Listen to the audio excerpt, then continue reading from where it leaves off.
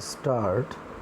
सुरक्षा के संबंध में एक प्रचलित मुहावरा है कि सुरक्षा ऐसी हो कि परिंदा भी पर न मार सके, लेकिन जम्मू के वायुसेना स्टेशन पर हाल में हुए ड्रोन हमले ने इस धारणा को खारिज कर दिया कि हमारे सैन्य प्रतिष्ठान आसमान के रास्ते की जाने वाली आतंकी हमलों की कोशिशों से पूरी तरह महफूज है। सुरक्षा के संबंध में एक धारणा और है, वह यह कि संसाधन जितनी उच्च तकनीक से युक्त होंगे, सुरक्षा उतनी ही पुख्ता होगी। मानव रहित बेहद हल्के और सस्ते विमानों ड्रोन से किए गए इस आतंकी हमले ने सरकार और सुरक्षा एजेंसियों की नींद इसीलिए भी उड़ा दी है कि सुरक्षा में सेंध लगाने के लिए अब अत्यधिक उन्नत तकनीक जरूरी नहीं रह गई है।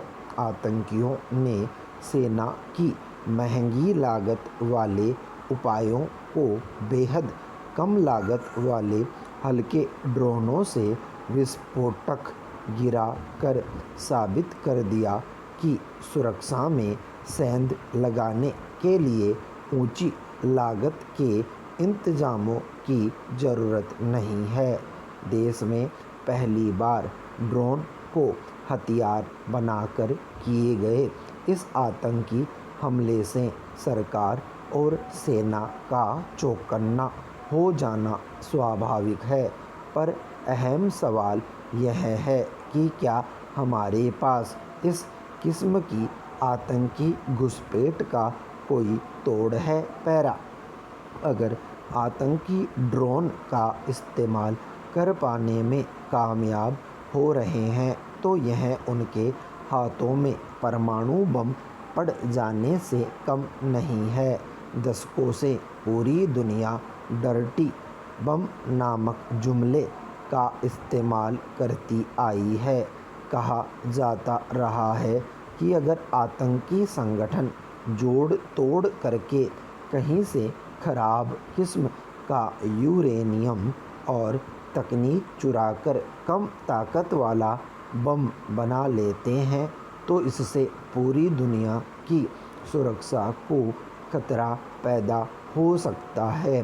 हालांकि डर्टी बम बनाना भी आसान नहीं है और शायद यही वजह है कि कोई आतंकी संगठन अभी तक ऐसा दावा नहीं कर पाया है कि उसने कम क्षमता वाला परमाणु बम बना लिया है। लेकिन ड्रोन के मामले में हालात बदल चुके हैं, बल्कि यह कहना ज़्यादा उचित होगा कि बाजी हाथ से निकल चुकी है।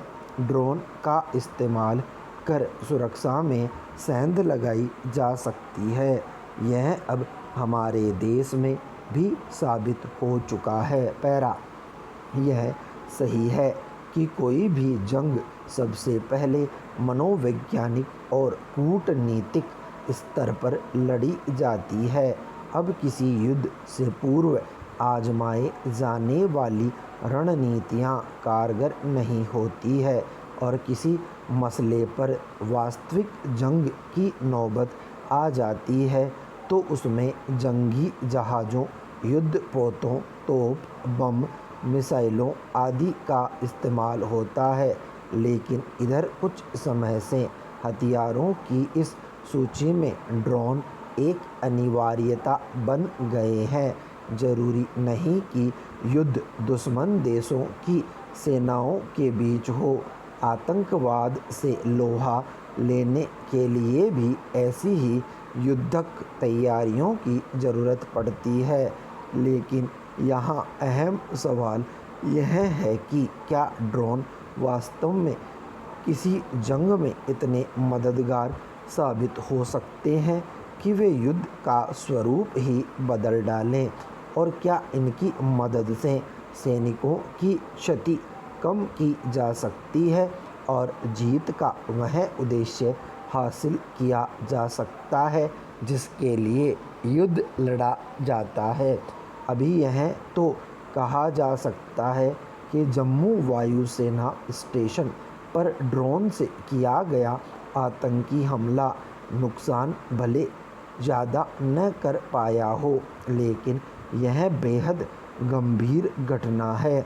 इसे सिर्फ एक और आतंकी वारदात के रूप में नहीं लिया जा सकता, इसे आतंकी हमलों के तरीकों में महत्वपूर्ण बदलाव की शुरुआत माना जाना चाहिए। ध्यान रखना होगा कि भारत पाकिस्तान अंतर्राष्ट्रीय सीमा से जम्मू वायुसेना स्टेशन की दूरी करीब 15 किलोमीटर है। इससे पहले भी दर्जनों बार ड्रोन सरहद पार कर हमारे देश में आते रहे हैं। पैरा यह विचार करना होगा कि अस्थिरता पैदा करने के लिए आतंकी ड्रोन का इस्तेमाल करने को क्यों प्रेरित हुए। यह निश्चय ही सेना की ओर बरती जा रही सावधानी और आतंकवाद के सफाये के ठोस प्रयासों का नतीजा है कि आतंकवादी अब किसी जगह पर कोई वारदात खुद सामने आकर करने से पहले 100 बार सोचते हैं। आतंकियों के लिए किसी सार्वजनिक स्थान या राष्ट्रीय महत्व के सरकारी अथवा सैन्य प्रतिष्ठान की सुरक्षा में सेंध लगाना आसान नहीं रह गया है। ऐसा करने में उन्हें भारी जोखिम उठाना पड़ता है और आतंकवादियों के मारे जाने की संभावना भी रहती है, लेकिन ड्रोन ने उन्हें वे हाथ पांव दे दिए हैं जिनके सहारे वे ज़्यादा कोई जोखिम लिए बिना देश की सुरक्षा में सेंध लगा सकते हैं। विराम।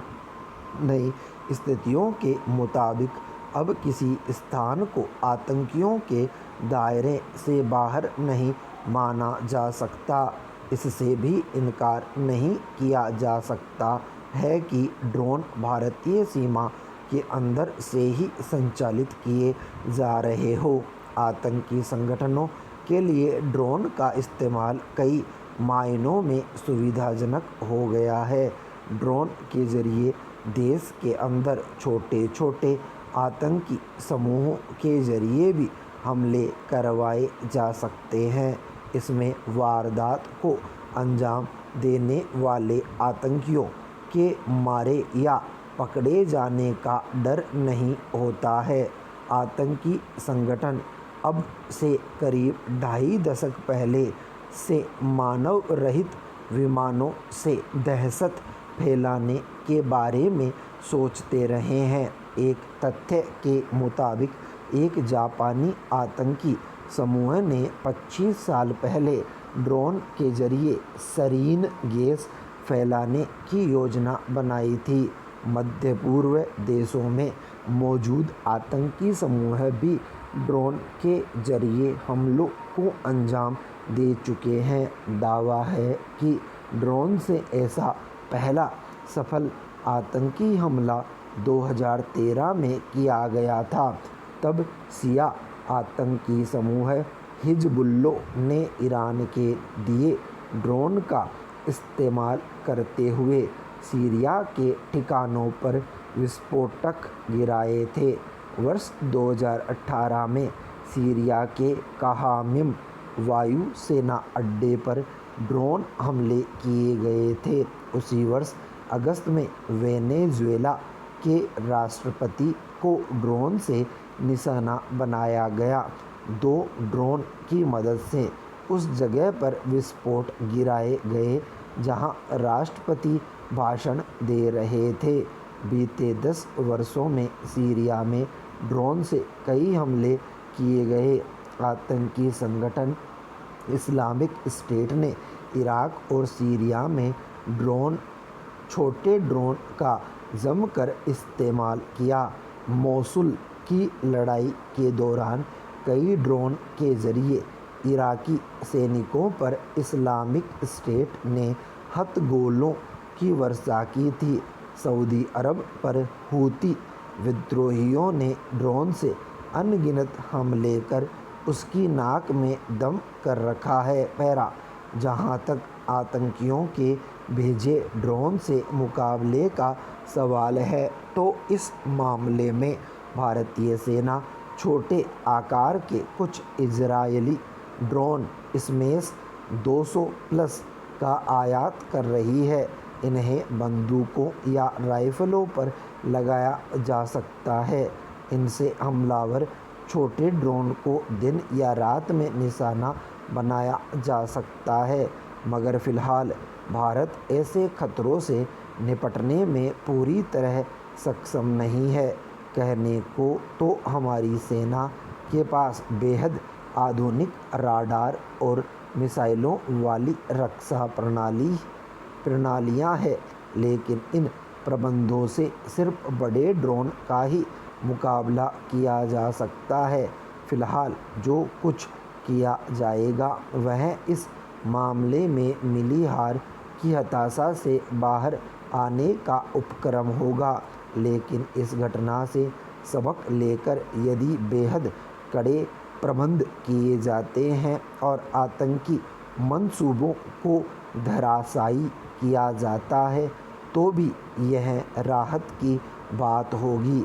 यह कैसे होगा, इसे लेकर अभी खुद सेना और सरकार में चिंतन हो रहा है, लेकिन इतना तय है कि ऐसी आतंकी कोशिशों की रोकथाम के लिए जितने उपाय हो सके वे करने होंगे और इस बारे में विशेषज्ञों की राय को महत्व देना होगा। विराम स्टॉप।